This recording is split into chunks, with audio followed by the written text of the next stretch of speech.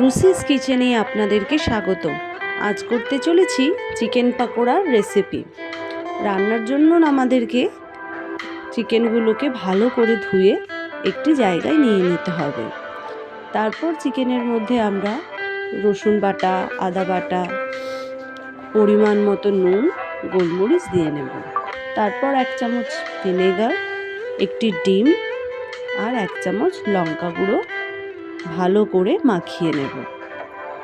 লঙ্কা গুঁড়ো আমাদের মাখানো হয়ে যাওয়ার পর পরিমাণ মতো কর্নফ্লাওয়ারটাও আমরা ভালো করে চিকেনের মধ্যে মাখিয়ে 1 ঘন্টা ম্যারিনেশনের জন্য ঢাকা দিয়ে দেব।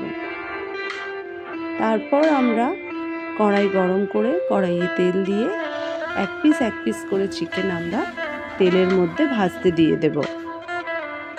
চিকেন পকোড়ার একদিক ভাজা হয়ে যাওয়ার পর ওপিঠটাও আমরা ভালো করে ভেজে নেব। 2 পিঠ আমরা ভালো করে লাল করে ভাজা হয়ে যাওয়ার পর একটি পাত্রে আমরা তুলে নেব। তারপরেই আজকের আমাদের চিকেন পকোড়ার রেসিপি রেডি।